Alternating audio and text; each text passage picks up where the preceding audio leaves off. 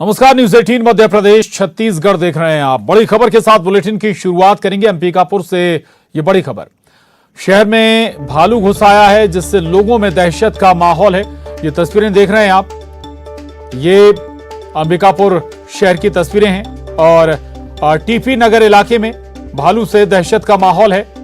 लोगों को दौड़ाने का वीडियो भी सीसीटीवी में कैद हुआ है। वन विभाग लगातार मॉनिटरिंग भी कर रहा है। तो ये तस्वीरें देखिए आप, ये तस्वीरें सामने आई हैं अंबिकापुर से, जहां एक भालू घुस आया है शहर के अंदर। अंबिकापुर का टीपी नगर इलाका है ये, जहां पर भालू से लोगों में दहशत बनी हुई है। एक शख्स को दौड़ाता हुआ भी भालू नजर आया है।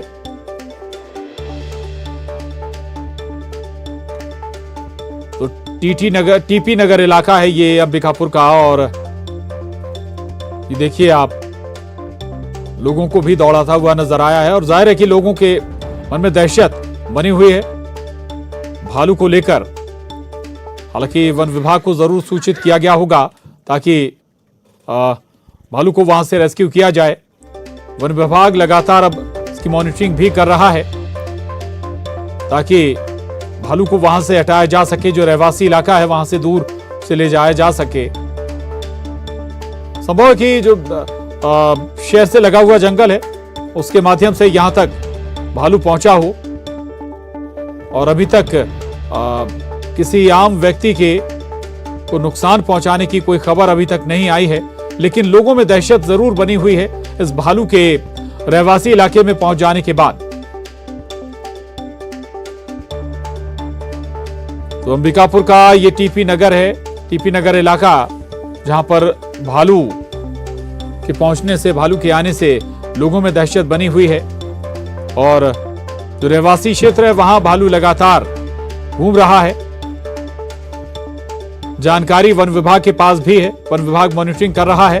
हालांकि कोशिश ये होनी चाहिए थी कि यहां से जल्द भालू को रेस्क्यू कर कहीं दूसरे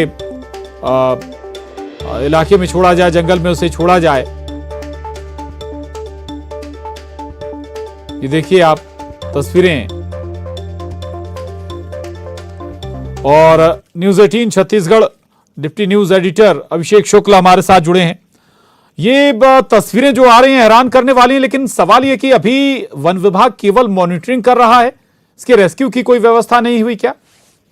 देखिए प्रशांत, दरअसल ये घटना जो लुचकी घाट एक इलाका है, अंबिकापुर से सटा हुआ पहाड़ी इलाका है, वहां से बताया जा रहा है कि ये भालू भटकते हुए शहरी इलाकों में आया था। और वहीं पर ये टीपी नगर है, उस घाट से लगा हुआ। तो वहां पर ये भालू आया और जब लोगों की नजर उस पर पड़ी तो भालू भी बौखला गया, लोग भी बौखला गए और दहशत में आ गए। उसके बाद वो भालू, जो कि शहर के अंदर शायद हो सकता है खाने की तलाश में आ रहा था, वो वहां से भागा है। और फिलहाल माना जा रहा है कि वापस वो उसी घाट की तरफ भागा है जिधर से आया था। वन विभाग खोजने की कोशिश कर रहा है वहां पर कि दरअसल वो भालू गया कहाँ पर है, कहाँ से आया था, एग्जैक्ट लोकेशन तलाशने की कोशिश कर रहा है। फिलहाल उसे कुछ बहुत ज्यादा सफलता इस काम में मिली नहीं है। लेकिन शहर में आ जाना वाकई एक आश्चर्य की बात है कि भालू, अब तक गांव से ऐसी खबरें हमारे पास आती थी कि गांव में भालू खाने की तलाश में लोगों के दरवाजे तक यहाँ पर खटखटा देते हैं। लेकिन शहरी इलाकों में आ जाना, वो भी इतने व्यस्त इलाके में, ये चिंता की बात है। और भालू अगर खाने की तलाश में यहाँ पहुंच रहा है तो और भी बड़ी चिंता की बात है कि आखिरकार क्या उससे उसका जरूरी भोजन वहां पर नहीं मिल रहा है। फिलहाल वन विभाग तो अपने काम में लगा हुआ है, खोज रहा है, कोई खास सफलता मिली नहीं है। शहर में जरूर इससे थोड़ी दहशत है। बिल्कुल बिल्कुल, हालांकि अच्छी बात है कि किसी इंसान को अभी तक इसने नुकसान नहीं पहुंचाया। कई बार हमने देखा भी है कि कई बार जो जानवर हैं वो आदमखोर भी हो जाते हैं, भालू भी उनमें शामिल है।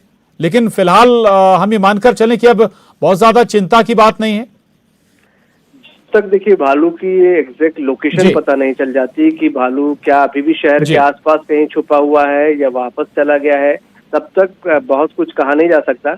वन विभाग ही इस बारे में बहुत सही चीज बता पाएगा, जो कि अभी खोजबीन खुद ही कर रहे हैं। यहाँ पर एक लापरवाही भी उसकी जरूर यहाँ पर कही जाएगी, क्योंकि उसको इस बात की जानकारी नहीं थी। सीसीटीवी में घटना कैद हुई तब, या लोगों के जरिए उस तक ये जानकारी पहुंची। कायदे से वन विभाग कम से कम आसपास के जो जंगली और घाट के इलाके वहां पर उनकी नजर होनी चाहिए। और अगर भालू को भालू की आमद यहाँ पर शहरी इलाकों में हो रही है, क्यों हो रही है, ये तमाम चीजें वन विभाग के कामकाज का एक हिस्सा होती हैं। अगर भालू यहाँ पहुंचा है तो थोड़ी लापरवाही जरूर है, और अब तक उनको सफलता नहीं मिली, ये उससे भी बड़ी लापरवाही है। फिलहाल वन विभाग ही अपडेट दे पाएगा कि भालू वापस अपने इलाके में चला गया या आसपास कहीं छुपा है। बिल्कुल, ये जरूर सुनिश्चित हो जाना चाहिए ताकि जो शहर के लोग हैं वो भी चैन की सांस ले सकें। बहुत शुक्रिया आपका इस बातचीत के लिए, जानकारी के लिए। और अब अगली खबर का रुख करेंगे। बीजेपी की राष्ट्रीय कार्यकारिणी की बैठक हैदराबाद में हो रही है। हैदराबाद में बीजेपी की राष्ट्रीय कार्यकारिणी की बैठक का आयोजन किया जा रहा है और इस बैठक में प्रधानमंत्री नरेंद्र मोदी, बीजेपी राष्ट्रीय अध्यक्ष जेपी नड्डा सहित बीजेपी के तमाम दिग्गज नेता और संगठन के पदाधिकारी बैठक में शामिल होने हैदराबाद पहुंचे हैं। बीजेपी शासित राज्यों के मुख्यमंत्री भी बीजेपी राष्ट्रीय कार्यकारिणी की बैठक में शामिल होने हैदराबाद पहुंच रहे हैं। मुख्यमंत्री शिवराज सिंह चौहान भी बीजेपी की राष्ट्रीय कार्यकारिणी की बैठक में शामिल होंगे। तो हैदराबाद डेस्टिनेशन चुना गया है बीजेपी की राष्ट्रीय कार्यकारिणी की बैठक के लिए। तस्वीरें आपको दिखा रहे हैं। भव्य तैयारियां इस बैठक के मद्देनजर की गई हैं। संगठन और जहां जहां बीजेपी की सरकार है वहां के मुख्यमंत्री भी बैठक में हिस्सा लेंगे। मकसद है 2024 की तैयारियां, यानी कि 2024 में किन रणनीतियों के साथ मैदान में उतरा जाए, किन मुद्दों के साथ मैदान में उतरा जाए, क्या और तैयारियां 2024 के मद्देनजर की जाएं। लेकिन इसके साथ ही एक और दूसरा बड़ा मकसद है, वो ये तेलंगाना में कैसे अपने आधार को मजबूत किया जाए। तेलंगाना में जिस तरह से हमारी लड़ाई वंशवाद के खिलाफ है, हमारी लड़ाई तुष्टीकरण के खिलाफ है, हमारी लड़ाई करप्शन के खिलाफ है, हमारी लड़ाई जो पार्टियां जो सरकार बनाती हैं लेकिन अपना माल जमा करती हैं लेकिन गरीबों का ख्याल नहीं करती हैं, हम गरीबों की लड़ाई लड़ना चाहते हैं। और तेलंगाना एक स्टेट है जहां पर वंशवाद अपने जो चरम सीमा पे है। जिस तरह से बाप बेटा राजनीति करते हैं और वैसी साहब जिस जगह हम खड़े उनकी कॉन्स्टिट्यूएंसी में जिस तरह से समाज को तोड़ने की राजनीति है, दोनों पार्टियों ने मिलकर समाज को रौंद दिया है। और वंशवाद के खिलाफ हम लड़ाई करके इनको जड़ से उखाड़ दे और यहाँ पर भारतीय जनता पार्टी की सरकार बने जो जनता की सेवा करे। देखिए, ये तय समझें कि केसीआर की टीआरएस को यहाँ की जनता वीआरएस देने के लिए तत्पर है और 521 दिनों के काउंटडाउन के बाद केसीआर जो है वो घर बैठ जाएंगे। उनके पूरे वंश का जो ये दंश है वो निश्चित तौर पर समाप्त। और रायपुर से बड़ी खबर है। प्रदर्शनकारियों ने बसों के परिचालन को रोका है। भाटा गांव के पास बसों को रोका गया है। प्रदेश बंद के बाद भी बसें चल रही थी। उदयपुर की घटना के विरोध में आज बड़ा बंद बुलाया गया है। विश्व हिंदू परिषद और बजरंग दल ने यह बंद बुलाया है। तस्वीरें देख रहे हैं आप, रायपुर से ये तस्वीरें हैं जहां प्रदर्शनकारियों ने बसों के परिचालन को रोक दिया। भाटा गांव के पास इन बसों को रोका गया है। दरअसल विश्व हिंदू परिषद और बजरंग दल ने उदयपुर की घटना को लेकर ये बंद बुलाया था और प्रदेश बंद के बाद भी बसें चल रही थीं, जिसके बाद इन बसों को बीच रास्ते में ही रोक दिया गया।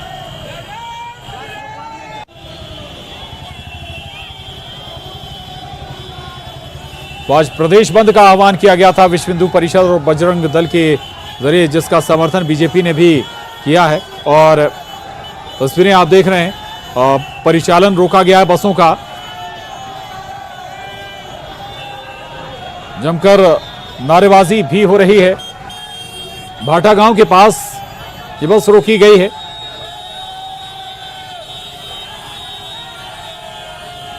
तो बंद के आह्वान के बाद भी बसें संचालित हो रही थीं। इसी बात से नाराज जो प्रदर्शनकारी थे उन्होंने बस को रास्ते में ही रोक दिया। विश्व हिंदू परिषद और बजरंग दल ने प्रदेश में बंद का आह्वान किया है।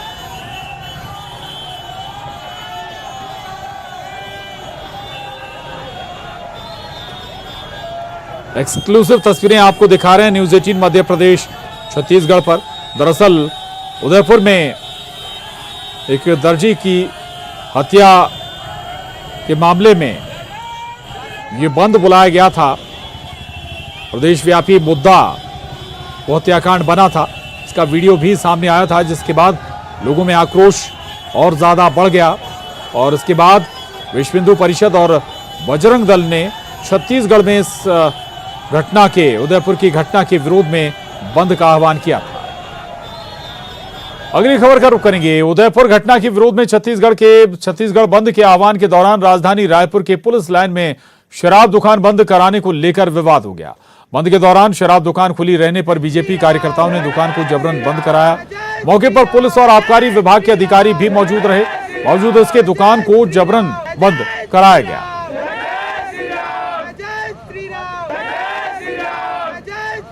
जय श्री राम, जय श्री राम, जय श्री राम, जय श्री राम, जय श्री राम, जय श्री राम, जय श्री राम, जय श्री राम, जय श्री राम, जय श्री राम, जय श्री राम, जय श्री राम, जय श्री राम, जय श्री राम, जय श्री राम। तो तस्वीरें देख रहे हैं आप, ये तस्वीरें रायपुर से सामने आई हैं।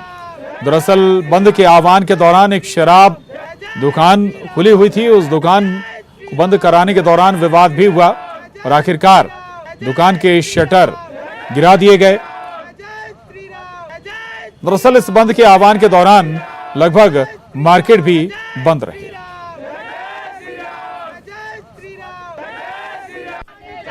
छत्तीसगढ़ बंद के दौरान शराब दुकान बंद कराने को लेकर विवाद की स्थिति दिखाई पड़ रही है। राजधानी रायपुर के पुलिस लाइन में शराब दुकान खोलने के बाद भाजपा के कार्यकर्ता जो है तमाम यहाँ पहुंचे हुए बंद कराने के लिए जुटे। या आप लोग शराब दुकान पहुंचे हुए, पहले से बंद का आह्वान आपने किया? देखिए, पूरा छत्तीसगढ़ बंद का आह्वान है धर्म की रक्षा के लिए। धर्म की रक्षा के आह्वान पर पूरे छत्तीसगढ़ को बंद करने का निर्णय विश्व हिंदू परिषद समेत तमाम पूरे संगठनों ने लिया, हिंदू संगठनों ने लिया है। उसके बावजूद ये भूपेश बघेल की सरकार जो है शराब के माफिया के रूप में काम कर रही है। पूरे दारू के दुकानों को खुलवा कर दारू बेचने का काम कर रही है। क्या कहेंगे? सर, इस जब छोटी से छोटी दुकानें, लोगों का व्यापार, लोगों का रोजगार बंद है, तो ऐसे में सरकार अपनी दुकान खुला क्यों रखा हुआ है? इनका कहना है कि तमाम व्यापार व्यवसाय जो है वो बंद है, बावजूद इसके जो शराब की दुकानें हैं उसे खोल दी गई है, जिसकी तस्वीर देख लीजिए कि बंद कराने के लिए जो है जो तमाम जो भाजपा कार्यकर्ता हैं वो पहुंचे हुए हैं और यहाँ पे वो चाह रहे हैं कि दुकान बंद किया जाए। दरअसल पहले से आह्वान किया गया था कि जो दुकान है उसे बंद किया जाएगा, तमाम तरह के जो प्रतिष्ठान है उसे बंद रखा जाएगा, लेकिन उसके बाद ये तस्वीर देख लीजिए कि बंद कराने को लेके जो यहाँ पे विवाद की स्थिति दिखाई पड़ रही है। बहरहाल पुलिस मौजूद है, आबकारी के अधिकारी मौजूद है, लेकिन इस तरह के जो विवाद है वो बताने के लिए काफी है कि बंद के दौरान इस तरह की जो तस्वीरें हैं वो कहीं ना कहीं जो है राजनीतिक और विवाद को और अधिक बढ़ावा देती है। कैमरा पर्सन इमरान कुरैशी के साथ अवधेश मिश्रा, न्यूज़ 18 छत्तीसगढ़। और अवधेश मिश्रा हमारे साथ राजधानी रायपुर से जुड़ रहे हैं। अवधेश, उदयपुर हत्याकांड का लोगों में आक्रोश जरूर था, नाराजगी भी थी और इसी मसले पर आज बंद बुलाया गया था। क्या असर नजर आया? मार्केट की क्या स्थिति रही?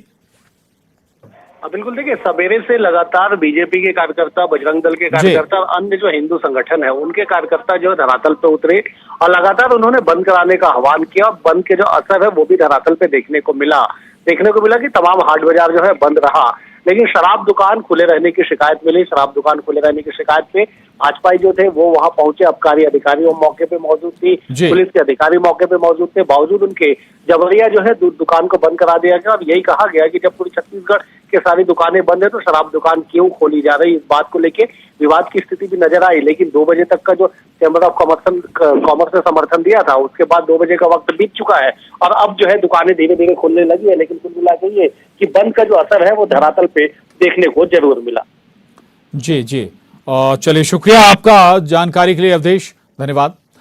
और छत्तीसगढ़ बंद के दौरान जहां राजधानी रायपुर में अधिकांश दुकानें बंद नजर आईं, लेकिन शराब के शौकीनों को बंद के दौरान भी कोई परेशानी नहीं हुई। रायपुर की कई शराब दुकानों में लोगों को बंद दरवाजे से भी शराब मिलती रही।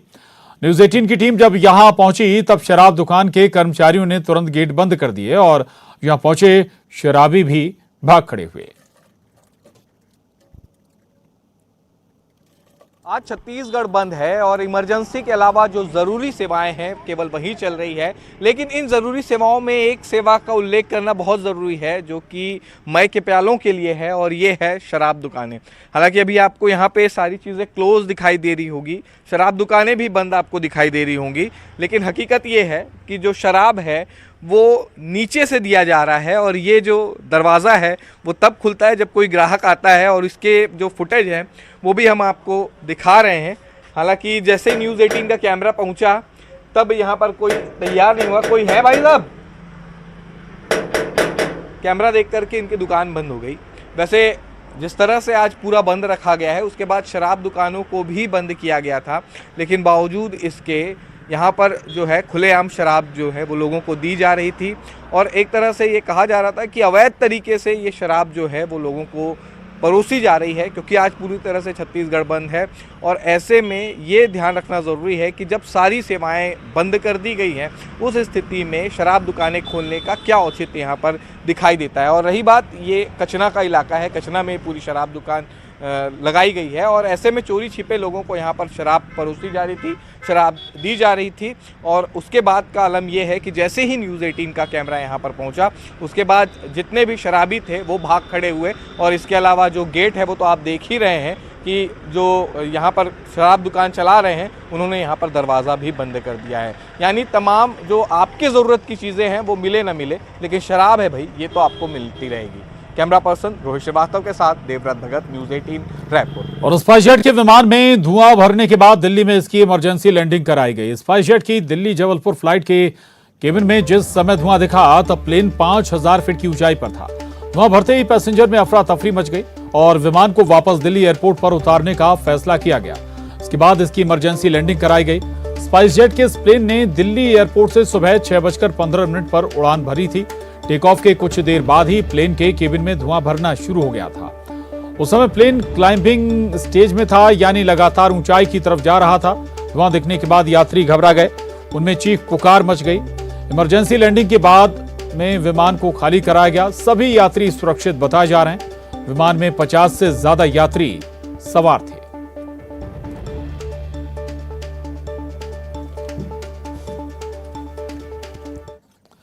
और कोरबा से बड़ी खबर है। कोल इंडिया में कामगारों के लिए बेनतीजा रही बैठक। 3% MGB पर प्रबंधन अड़ा रहा। JBCCI की 5वीं बैठक में भी वेतन समझौते पर बात नहीं बन पाई। प्रबंधन के प्रस्ताव को यूनियन ने खारिज कर दिया है। तो ये बड़ी खबर है कोरबा से, जहां कोल इंडिया में कामगारों के लिए जो बैठक हुई वो बेनतीजा ही रही, कोई नतीजा नहीं निकल पाया। 3% MGB पर जो प्रबंधन था बड़ा रहा। JBCCI की 5वीं बैठक में भी वेतन समझौते पर बात नहीं बन पाई। दरअसल प्रबंधन के प्रस्ताव को यूनियन ने खारिज कर दिया। तो एक बार फिर आपको बता दें, बड़ी खबर है ये कोरबा से, जहां पर कोल इंडिया में कामगारों के लिए प्रबंधन ने बैठक की थी। 3% MGB पर प्रबंधन अड़ा हुआ था। अब्दुल असलम हमारे साथ जुड़ गए हैं। अब्दुल, क्या मांग थी जो कामगार थे उनकी, और क्या प्रस्ताव था प्रबंधन का जो कि नामंजूर कर दिया? श्रमिकों के से लेकर जो मांगों को लेकर बैठक हैदराबाद में आयोजित हुई, जिसमें कई मुद्दों पर चर्चा की गई, जिसमें जो प्रबंधन ने अपनी कुछ बातों पर अड़े रहे, जिसको लेकर श्रमिक संगठन जो है वो इसको खारिज कर दिया, और इसको लेकर अड़े हुए हैं श्रमिक संगठन की। प्रबंधन जो है श्रमिकों के हित में जो मांगे उनके द्वारा की गई है उसे पूरा किया जाए। जी चलिए, बहुत शुक्रिया आपका इस जानकारी के लिए अब्दुल, धन्यवाद। धमतरी से बड़ी खबर है। बारिश से नगरीय इलाके में उफान पर नदी नाले। भारी बारिश के बाद बुढ़रा गांव टापू में तब्दील हो गया। जान जोखिम में डालकर लोग अभी भी नदी पार कर रहे हैं। ये तस्वीरें देखिए आप, ये तस्वीरें धमतरी से सामने आई हैं, जहां बारिश से नगरीय इलाके में जो नदी नाले थे वो उफान पर आ गए। भारी बारिश के बाद बुढ़रा गांव टापू में तब्दील हो गया। इसके बाद जान जोखिम में डालकर लोग अभी भी नदी पार करते नजर आ रहे हैं।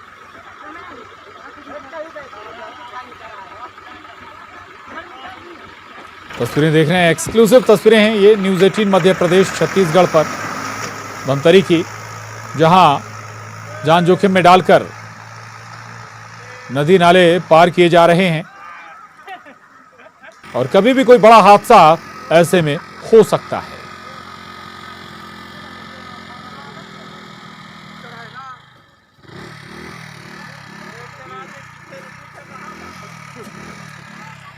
आगे बढ़ेंगे। गुजरात के गोंडल में स्कूली बच्चों से भरी बस ओवर ब्रिज के नीचे पानी में फंस गई। बाद में मौके पर पहुंचे स्थानीय लोगों ने कड़ी मशक्कत के बाद बच्चों से भरी बस को धक्का देकर पानी से बाहर निकाला। वहीं गुजरात के राजकोट में उफनती नदी को पार करने के चक्कर में कार सवार फंस गया। कार सवार शख्स को बचाने के लिए स्थानीय लोगों ने एक चेन सिस्टम रस्सी के सहारे बनाया और ड्राइवर की जान बचाई। कार में 7 लोग सवार थे। अगर वक्त रहते लोग मदद के लिए आगे नहीं आते तो फिर बड़ा हादसा हो सकता था। और सागर में लगातार तेज बारिश के कारण धसा नदी अचानक उफान पर आ गई और 3 लोग बकरियों के साथ टापू पर फंस गए। लगभग 14 घंटे के बाद एसडीआरएफ की टीम ने फंसे लोगों को रेस्क्यू कर सुरक्षित बाहर निकाला, जिसके बाद गांव वालों ने राहत की सांस ली। दरअसल सागर के परसुआ गांव के 3 लोग बकरी चराने के लिए नदी के पार गए हुए थे और देखते ही देखते नदी का जलस्तर बढ़ने लगा और तीनों लोग टापू पर फंस गए।